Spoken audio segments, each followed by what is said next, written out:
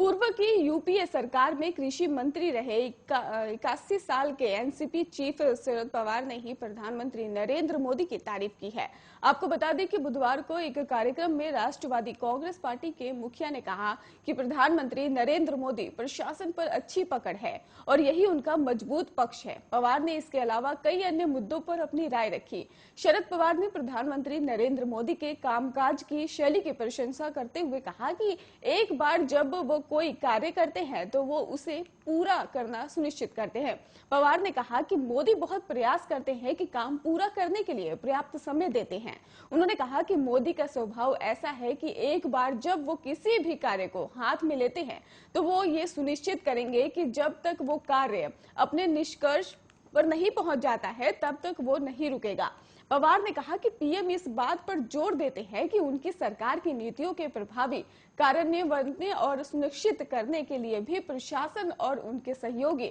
एक साथ कैसे आ सकते हैं। मोदी के पास अपने सहयोगियों को साथ ले जाने का एक अलग तरीका है और वो शैली मनमोहन सिंह जैसे पूर्व प्रधानमंत्री में भी नहीं थी।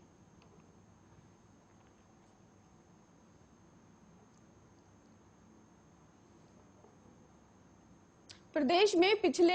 24 घंटे में कोरोना के 49 नए संक्रमित सामने आए हैं और वहीं किसी मरीज की मौत नहीं हुई है। गुरुवार को कुल 16 मरीजों में कोरोना की जंग जीती है और अब प्रदेश में 255 एक्टिव केस हो गए हैं और स्वास्थ्य विभाग के कहा जा रहा है उनके मुताबिक गुरुवार को ही सामने आए नए मामलों में देहरादून में सर्वाधिक 25, नैनीताल में 12, पिथौरागढ़ और बागेश्वर में 2, हरिद्वार में 7, चमोली और उत्तरकाशी में भी 1, उधम सिंह नगर जिले में 9 मामले शामिल हैं। आपको बता दें कि इसको लेकर कोरोना से संक्रमित लोगों की संख्या बढ़ती ही जा रही है। वहीं 2020 से भारत में शुरू हुई कोविड महामारी के बाद देश भर में लॉकडाउन के दौरान निर्माण, यातायात, फैक्ट्री, मिलों में काम आदि के लगभग बंद रहने के चलते अधिकांश हिस्सों में भी वायु प्रदूषण में कमी आई थी। लेकिन नैनीताल स्थित आर्यभट्ट शोध एवं प्रेक्षण विज्ञान संस्थान के शोध अध्ययन के अब तक की धारण के बिल्कुल उलट बताया गया है कि उत्तर भारत में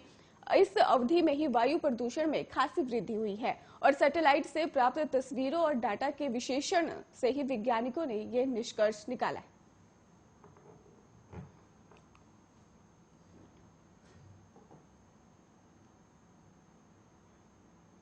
चट्टान टूटने से उग्रम हेलंग मोटर मार्ग का करीब 20 मीटर हिस्सा पूरी तरह से ध्वस्त हो गया और इससे घाटी में घूमने पहुंचे 250 से अधिक पर्यटक फंस भी गए हैं और साथ ही करीब 13 गांवों का अन्य क्षेत्रों से संपर्क कट गया है। उर्गम घाटी के ही गांव के साथ ही पंचम केदार कल्पेश्वर मंदिर को जोड़ने वाली हेलंग उर्गम सड़क का एक हिस्सा पावर हाउस के समीप अचानक ही ढह गया और इससे वाहनों की आवाजाही पूरी तरह से बंद हो गई है और पंच केदार कल्पेश्वर घूमने आए 250 से अधिक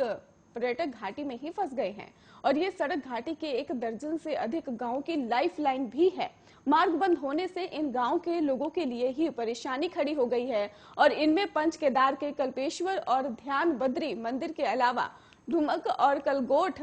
किमाड़ा, पल्ला, जखोला और उर्गम, लियारी, थेड़ा और कई जगह पर जो है जैसे कि गवाड़ा और अरोसी, देवग्राम सहित अन्य गांव शामिल है। देवग्राम के प्रधान देवेंद्र सिंह रावत ने बताया है कि सड़क टूटने की सूचना आपदा कंट्रोल रूम और तहसील प्रशासन को दे दी गई है। उन्होंने जनप्रतिनिधियों से भी इस सड़क को बनवाने की मांग की है और पूर्व ग्राम प्रधान लक्ष्मण सिंह नेगी ने बताया कि घाटी में 250 से अधिक पर्यटक घूमने आए हुए हैं और सड़क टूटने से पर्यटक भी फंस गए हैं। तहसीलदार जोशीमठ प्रदीप नेगी ने यह भी जानकारी सामने रखी है कि सड़क को सुचारू करने के लिए संबंधित विभाग को अवगत करा दिया गया है।